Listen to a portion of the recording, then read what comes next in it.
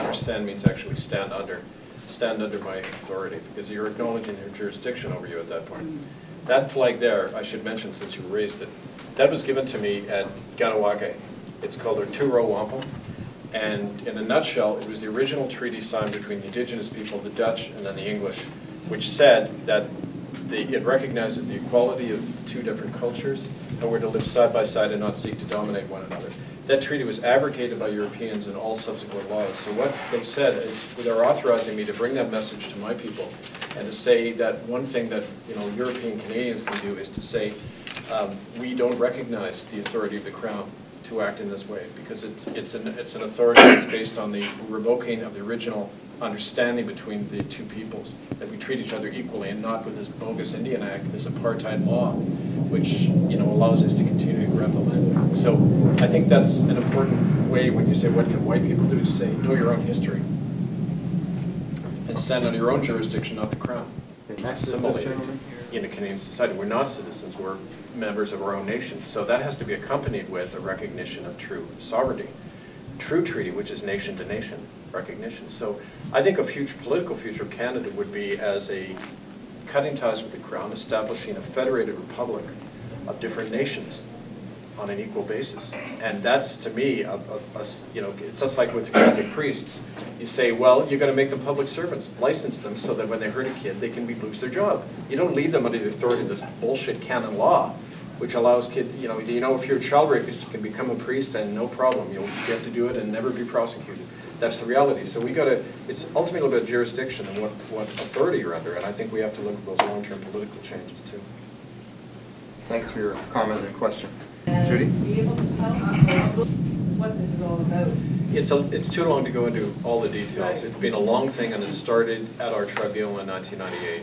And it started in a big way after that, because at the tribunal, people got up and began to name some names of some of the northern Native chiefs involved in child trafficking and their links with the federal government. And the deals they signed about the El Cantu project, which forced a lot of Native people off the land, to get the hydroelectric projects built there and everything.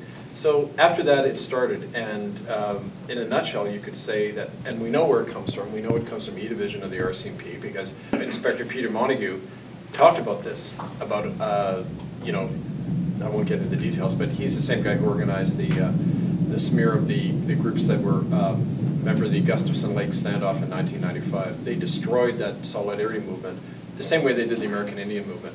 They call it bad jacketing. They target the best activists and start rumors about them, that they're cops, that they deal drugs, that they rape women. Soon everybody's shooting each other.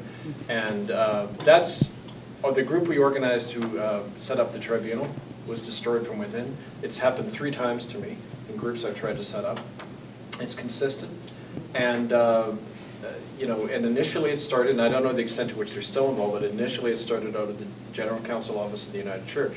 And a guy called Dave Iverson, who circulated all of this stuff about me after the tribunal. So, of course it's going to happen. You've got to expect that to happen. I always say, and I've met Noam Chomsky in Boston when we were speaking at MIT, and he was sitting there saying, he's heard it all, right? He said, yeah, they used to say that I slept with graduate students. The FBI started this thing that I was sleeping with all the grad students. And I was asked that on CBS once, and I said, show me the evidence. And there's no evidence, of course. There's this rumor and hearsay, and so that's all I say. Let's see. There's one Native woman I know who's ever said anything like that. Her name was Amy Talio. I've got a letter from her sister, Irene Starr, who was told by Amy that she was approached by this guy, Jim Craven, who showed up at our tribunal and offered his services as a judge, and within a day was saying Kevin's getting people to make up stories. It turns out this Craven fellow worked for, has already been named by the Sea Shepherd Society, because he conducted a similar campaign against Paul Watson. So he's obviously an agent. But what Amy did was she went out, and she's the only Native person who I've ever found who made that claim. She said that I was using her testimony without her permission. The point is, she had gotten up at the mics of the tribunal and shared her story already before then. So how could she can then say that she didn't give permission? I mean, it doesn't make any sense. But the best way to discredit somebody is you get somebody within the group who they work with to say, all these terrible things about them. So I just say, people are free to have whatever the opinion they want about me. That's fine, let's have a debate, but let's base it on evidence. and not hearsay, and there hasn't been any evidence coming out. It's all been this, but it's pervasive, it's very effective, and it comes down to the fact that a lot of people in my culture don't want to believe this, and so they'll look for any excuse, and I found that with the Quakers the other night, you know, when people said, well, I can't believe this about the United Church, therefore he's got to be making it up. He's got to be, and so they're willing to believe these things. Right? Troublemaker. Yeah, so I mean, I think a lot of us have been through it. It just, in this case, it's more extreme because these perpetrators are still alive. The government and the churches and that are still profiting off this.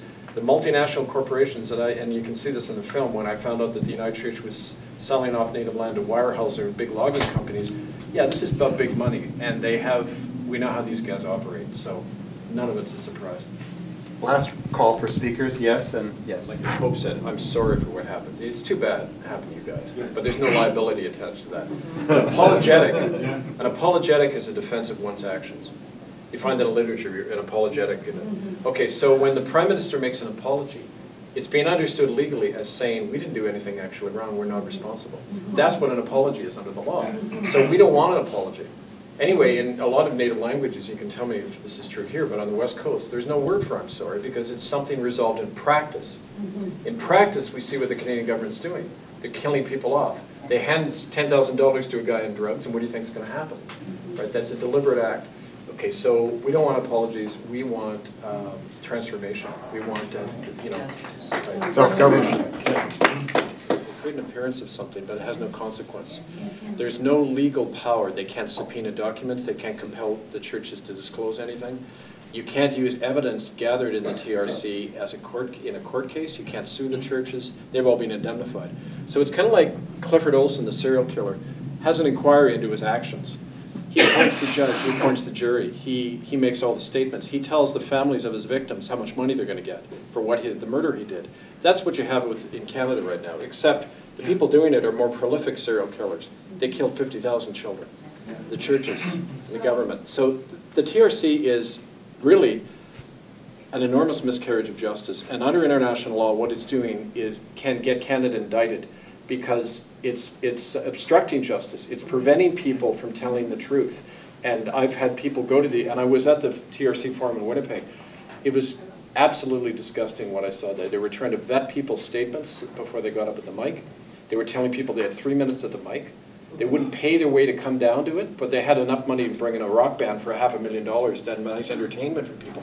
I mean, people got to know what their tax money is going towards, and that's just nonsense. Okay, I get it, what you're saying. Yeah. My friend, Teresa, is And what you should do is, this is why it comes down to we need our own inquiry. I guess she knows. Pardon me? She's a smart woman. She doesn't know. Go to the TRC mandate. Tell her to go to trc.ca and look in section 2. It lays out the mandate, what they can and can't do. People have got to read that. And they also need to know we need our own inquiry. This is everything we're doing comes down to the fact we need to document it and then decide for ourselves what action we want to take. If the courts and police aren't going to arrest child rapists, citizens have the obligation to do that. So we've got to start taking power in our own hands about this. In terms of the inquiry in London, Yeah. what is it exactly that you're looking for to get?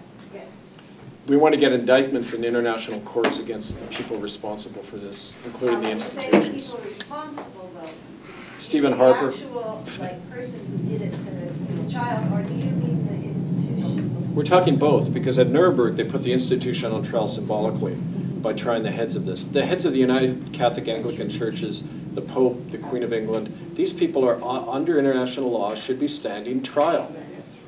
And not issuing money and being patted on the back for doing the right thing. That's, you know, this is what we need to bring about. Thanks again to you and Barry and Socialist Action for sponsoring this. I hope we can do more of these in the future. Our pleasure. Thank you all for coming. Come to Rebel Films. Come to the conferences coming up. Get a copy of our paper. Get some literature. And together we shall overcome. All right.